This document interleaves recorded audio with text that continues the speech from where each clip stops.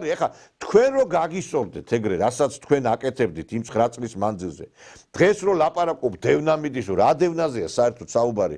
ციხეში გადშედიან და გამოდიან თითქოს სანატორიუმში იყვნენ. პოლიციელებს აგინებენ და თურმე ამაზე რეაგირება არ უნდა გქონდეს და თურმე აი მზია ამაღლობელი რომელმაც ესე იგი სილა გააწნა პოლიციას თურმე ეს გმირია აი ეს რაც გააკეთა ეხლა ამ ქალმა ეს თურმე გმირობაა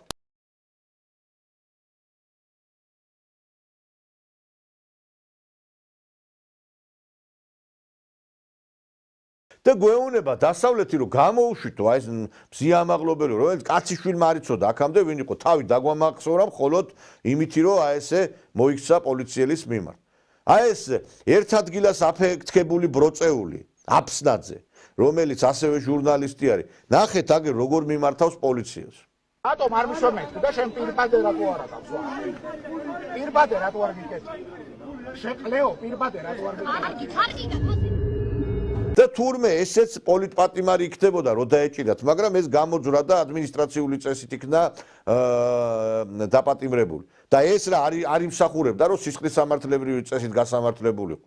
წარმოგიდგენიათ სააკაშვილის დროს რო ესე ვინმეს ემოქმედა პოლიციელების მიმართ?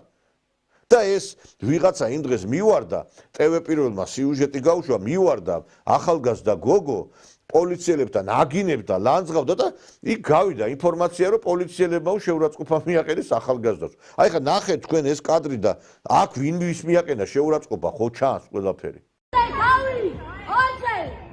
კიდე ბიჭო.